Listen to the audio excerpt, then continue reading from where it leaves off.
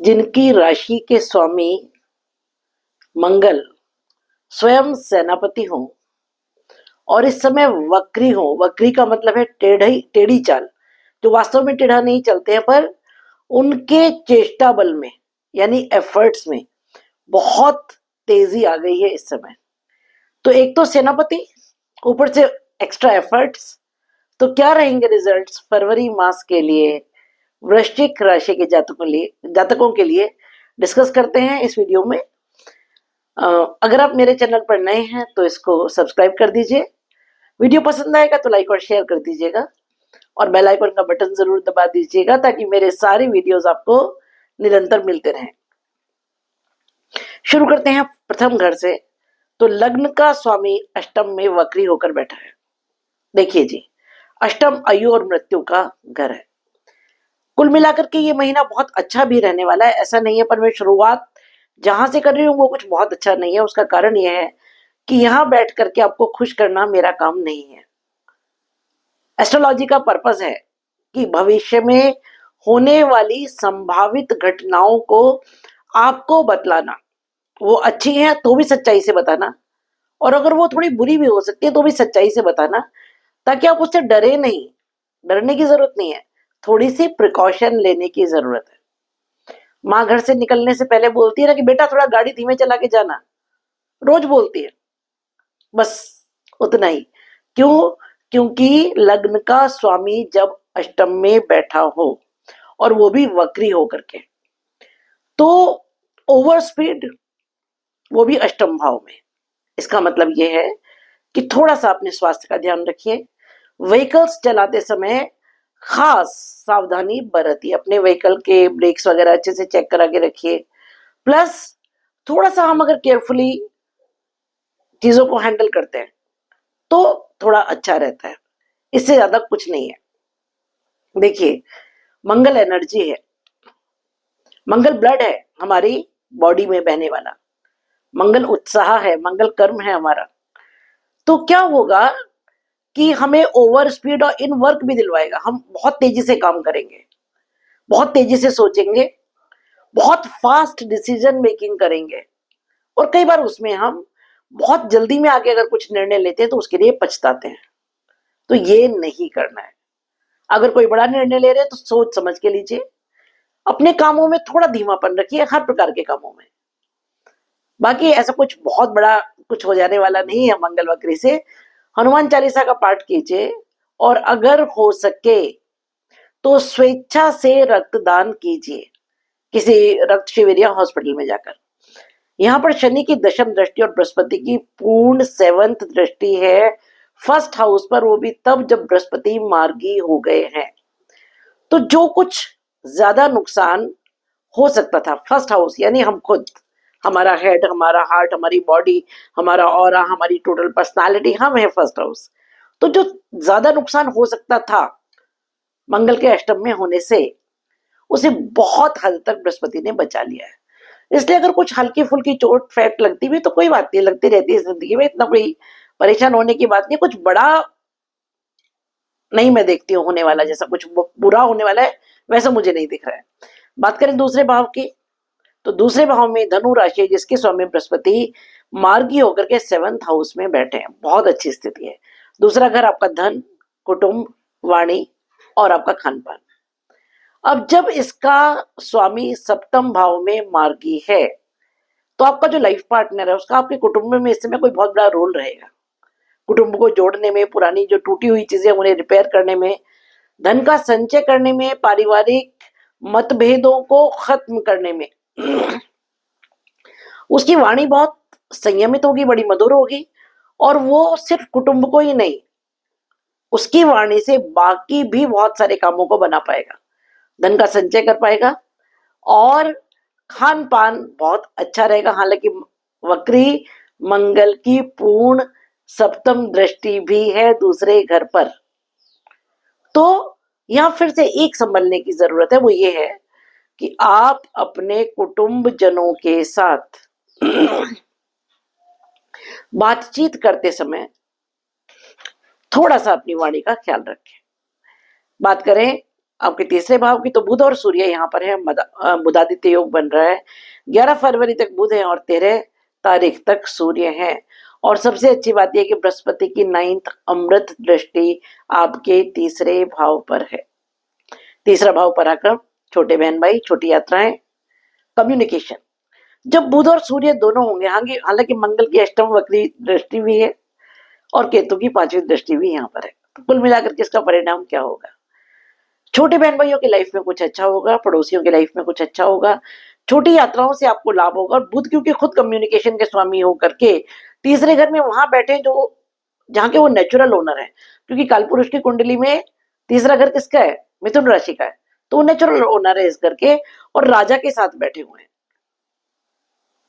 अगर आप मीडिया में हैं, अगर आप कम्युनिकेशन में, अगर आप आईटी में हैं, तो बहुत अच्छे रिजल्ट्स इस समय आपको मिलेंगे और अपने कम्युनिकेशन से आप भाग्योदय कर पाएंगे, क्योंकि सूर्य और बुध की पूर्ण दृष्टि 9th हाउस पर होगी। बात करें चतुर्थ भाव की, तो शनि यहां से जा रहे हैं, बहुत अच्छी खबर है, it's a very good news, क्योंकि ढैया थी जो अब चली जाएगी। शनि पंचम भाव में आ जाएंगे और यहां पर बुध 11 फरवरी से और सूर्य 13 फरवरी से आ जाएंगे। तो क्या होगा कि बुधादित्य योग अब इस घर में शिफ्ट हो जाएगा। सूर्य और शनि पिता पुत्र होते हुए भी शत्रु हैं, तो थोड़ा सा हार्ट का ख्याल रखिए। आपके पेरेंटल प्लेस पर कुछ बहुत अच्छा होगा। अपने कम्युनिकेशन से आप अपने कर्म स्थान पर कुछ बहुत अच्छा कर पाएंगे, क्योंकि तीनों की पूर्ण दृष्टि 10th हाउस पर है और शनि तो ओनर है भाई 10वें घर के और सूर्य कारक है 10वें भाव में। तो जब इन दोनों की पूर्ण दृष्टि वहां पर पड़ेगी, तो अपने कम्युनिकेशन से आप अपने वर्क प्लेस पर कोई प्रमोशन, कोई न्यू जॉब, कोई ट्रांसफर, गवर्नमेंट से रिलेटेड कुछ काम अटके हुए तो वो डेफिनेटली इस समय पूरे हो जाएंगे। बात करें पंचम भाव की, तो यहाँ राहु है शुक्र के साथ उच्च के होकर के, और 27 फरवरी से बुध भी यहाँ आ जाएंगे। पंचम भाव पूर्व जन्म के पुण्य, पंचम भाव आपका संतान, विद्या, बुद्धि, प्रेम प्रसंग और जीवन का पूर्ण उत्थान। यहां अब तक राहु थे, खलबली मचा रखे थे, लेकिन जब शुक्र आ गए हैं तो क्या होगा? शुक्र तो खुद प्रेम, वैभव, धन, संपदा, वीर्य के कारक है, संतान उत्पत्ति के कारक हैं। तो क्या होगा कि जो लोग संतान सुख की ओर अग्रसर हैं, हालांकि राहु भी है, उसके बावजूद राहु इस समय कमजोर है, क्योंकि 18 मई से वो शिफ्ट हो जाएंगे अपने से पहले घर में, क्योंकि राहु वक्री चलते हैं। तो राहु यहाँ अभी पूर्ण शक्तिमान नहीं है। तो शुक्र के साथ जब राहु होंगे, हालांकि बहुत सारी इच्छाएं बढ़ेंगी, संतान के जीवन में कोई अचानक फेरबदल आएगा। आपके बच्चे विदेश जा सकते हैं, हायर एजुकेशन प्राप्त कर सकते हैं। जो लोग संतान उत्पत्ति चाहते हैं उनके लिए अच्छा समय है। थोड़ा सा हालांकि संभलना भी पड़ेगा, आपको प्रिकॉशन भी लेना पड़ेगा, क्योंकि राहु भी यहाँ पर है, लेकिन उसके बावजूद प्रेम प्रसंगों के लिए बहुत अच्छा समय है।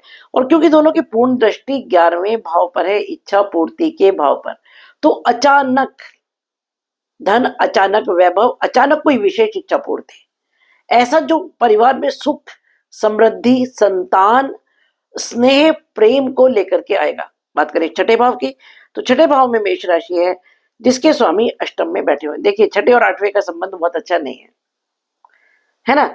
छठे का स्वामी जब अष्टम में बैठा है वक्री होगी, तो उसकी सारी प्रिकॉशंस मैं आपको शुरू में पहले ही दे चुकी हूँ। हालांकि छठे घर में मंगल का होना रोग और शत्रु से छुटकारा है। शनि की तीसरी दृष्टि जो क्रूर दृष्टि है वो छठे घर पर है, ये बहुत अच्छी बात है। तो रोग, ऋण और शत्रु तीनों से छुटकारा मिलेगा। मंगल छठे घर में या तो है या उसके स्वामी है, तो ऋण करा देते हैं, तो ऋण नहीं लीजिएगा कोई अभी, जब तक मंगल वक्री है, कम से कम तब तक।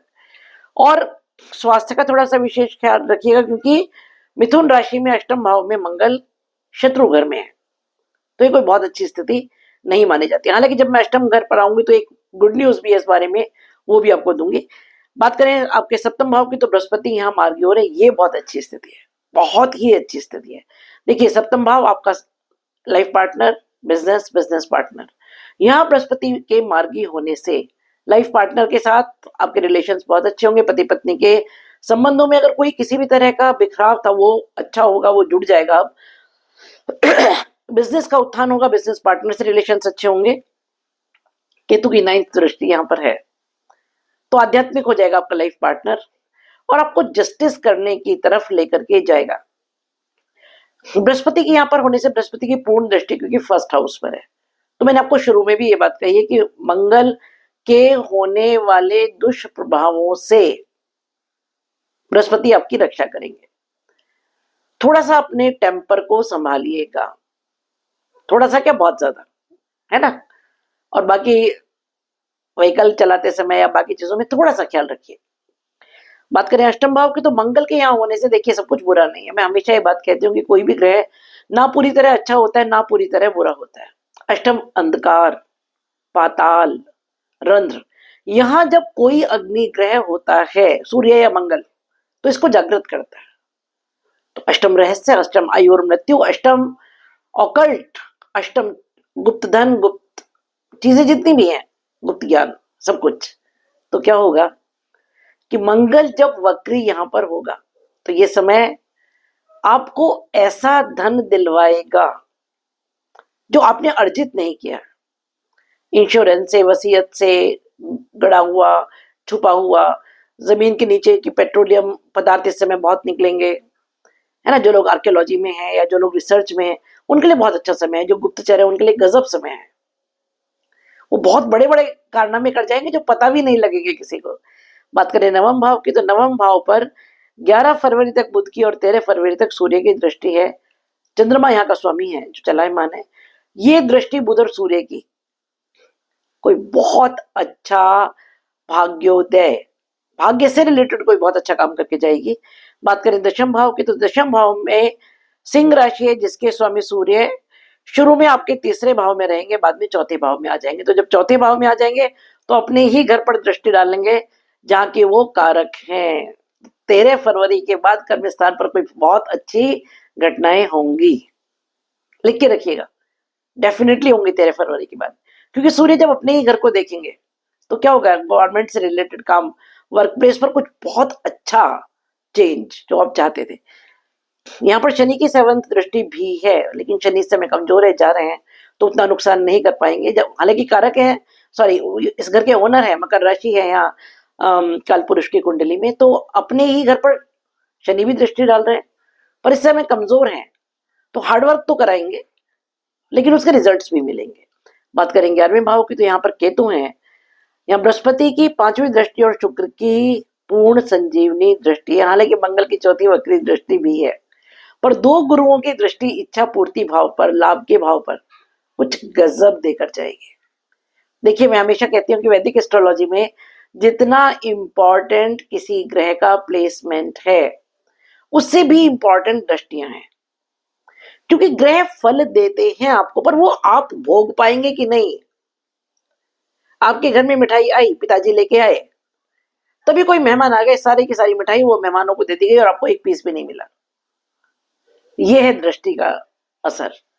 आई तो थी भाग्य से, प्लेसमेंट ऑफ हाउस लेके तो आया था आपके लिए, लेकिन आप तक वो पहुंची नहीं। तो दृष्टियां इंपॉर्टेंट है वैदिक एस्ट्रोलॉजी में। और इस समय दोनों गुरुओं की दृष्टि जो 11th भाव पर है, हालांकि केतु है 11th भाव में, लेकिन केतु बहुत सारा धन भी दिलवाता है। बताइएगा वृश्चिक राशि के लोग कि जब केतु यहाँ रहा पूरे समय, अब 18 मई को चला जाए, तब तक आपको धन की प्राप्ति तो अच्छी खासी करा करके जाएगा। अचानक घटनाएं आपकी इच्छा पूर्ति के विषय में करके जाएगा। और जब 2 गुरुओं की दृष्टि यहाँ पर हो तो कहने ही क्या है, that's a very good thing. तो आपकी इस महीने की राशि में सब कुछ बुरा नहीं है, कुछ चीजें बहुत अच्छी भी हैं। बात करें 12वें घर की, तो 12वां घर व्यय, तुला राशि यहाँ बैठी जिसका स्वामी शुक्र उच्च का हो रहा है। Oh my God, it's a beautiful situation.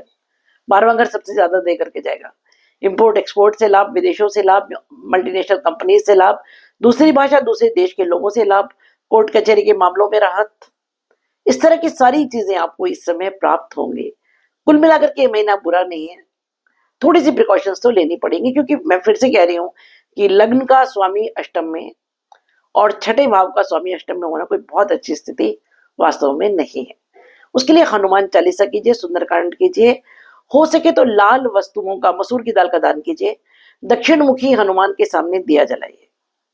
ये है मेरी प्रेडिक्शंस फरवरी महीने के बारे में। अगर आपको वीडियो पसंद आया तो लाइक कीजिए, शेयर कीजिए और सब्सक्राइब कीजिए। मिलते हैं कि ऐसे ही वीडियो के लिए बहुत जल्दी। वृश्चिक राशि का वर्षफल बहुत जल्दी मैं पोस्ट करने वाली हूँ। Stay happy, stay blessed.